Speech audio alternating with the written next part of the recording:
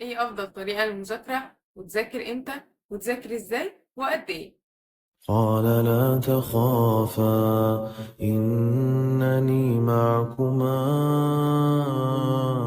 أسمع وأرى. اول حاجة طرق المذاكرة. عشان تذاكر مادة كبيرة مكلكعة لازم تقسمها لحتت صغيرة. يعني انت دلوقتي وراك مذاكرة فيزياء، مش هتكتب فيزياء، تكتب مثلا مذاكرة جزء مثلا كذا في الفيزياء، حل على جزء كذا في الفيزياء، عارف اعملهم تاسكات كتيرة بس تكون جزئيات صغيرة. يعني مثلا مذاكرة اول صفحتين فيزياء، مذاكرة تاني كده، فاهم؟ ما تاخدهمش اللي هو الدرس الاول فيزياء، اقسم بالله تتعقد وهتذاكر. تمام، مع انه سهل بس انت هتتعقد ومش هتذاكر، عشان الاغلبية بيبعت لي في كده. تمام. ايه احسن طريقه للمذاكره؟ انا كنور، انا بكلم كنور عشان محدش يقول لي لا انا ما بفهمش الطريقه، انا بقول كنور. بحب جدا في الجامعه وفي الثانوي كنت بستخدم طريقه الخرائط الذهنيه. الخرائط الذهنيه دي انت اللي بتعملها بايدك، يعني ما تجيبليش خريطه وانت اللي تملى الفراغات على كده. الخرائط الذهنيه دي انت بتعملها بايدك وبتكون في منتهى اللطافه، بتلخص لك الماده، بتكون شامله كل المعلومات، بتكون مربطه كل المعلومات ببعض. فالخرائط الذهنيه دي حلوه جدا. ولو عايز نعمل لك فيديو ازاي بتتعمل اصلا عادي ممكن تبقى تقول. اخر حاجه الحل ثم الحل ثم الحل ثم الحل.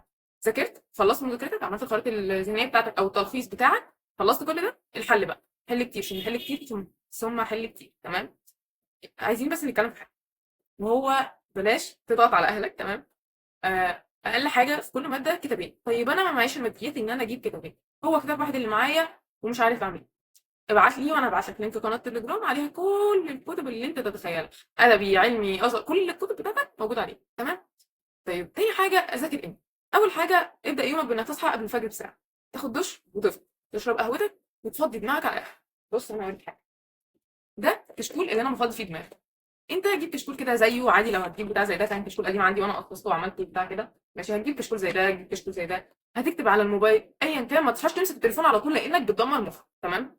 صفي بقى دماغك كلها في الكشكول، حاجات سلبية حاجات إيجابية، شوية أفكار عبرة إنك عايز تفتح مشروع وتبقى غني. بص كل الحاجات دي اكتبها فيه قبل ما تبدا اي مذاكره، وانت بتشرب قهوتك ما تقعدش تتفرج ولا تسكرول ولا اي حاجه، اقعد اكتب كل اللي في دماغك.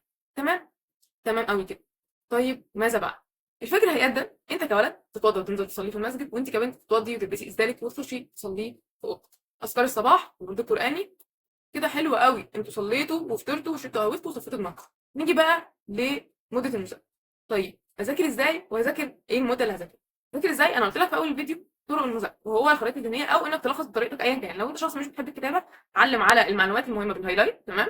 واكتب المعلومات الزياده، مثلا لو انت بتاخد اونلاين او بتاخد سنتر اكتب المعلومات الزياده في الكتاب. اهم حاجه توحد مكان مذاكرتك، يعني ما تكونش بتذاكر من الكتاب وملزمه المدرس والكشكول اللي انت عامله، توحد مكان مذاكرتك.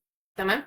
هتذاكر وهتخلص وهتحل كل الكلام ده بعد الفجر زي ما اتفقنا. اول ما ترجع وتقول الاذكار وتقرا القران هتبدا ايه مذاكرتك. طيب ماذا بعد؟ ايه احسن مده للمذاكره؟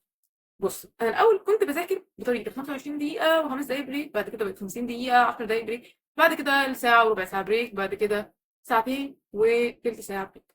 طيب انا ارتحت في انهي طريقه؟ ارتحت في ساعتين. طب انا شخص ما بيحبش يقعد على المكتب كتير، ذاكر قد ايه؟ ذاكر من 25 ل 50 دقيقه مذاكره، ومن 5 ل 10 بريك. تمام. معلش ان انا بتلخبط في كلام كتير، مش عارفه بتلخبط ليه، بس تمام. ماشي.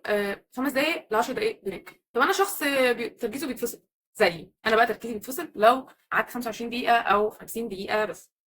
باختصار شديد وهو انك تذاكر ساعه ساعتين. هتقولي دي مده كبيره، هقول لك لو هتاخد بريك في النص تمام. اهم حاجه وحرفيا يعني انا حتى كاتباها هنا، ثواني اوريها لكم، مع انها فتره يبقى لكم الكشف المقلوب بس تمام.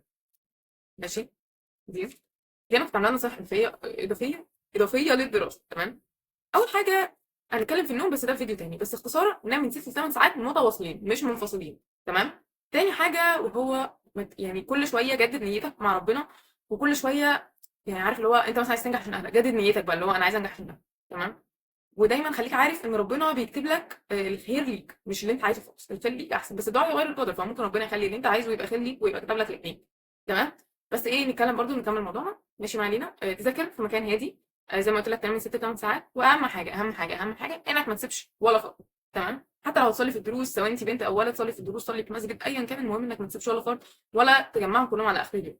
وبس كده نكون وصلنا لنهايه الفيديو. وما تنسيش تبعت الفيديو ده لاصحابك. وبس كده، لو محتاج اي حاجه ابعت لي انستا او تليجرام او واتس، انا برد على كله. ولو لسه مراكم عليك في الاونلاين ابعت لي واشترك معايا في تيم المتابعه. وبحبكم جدا. سلام.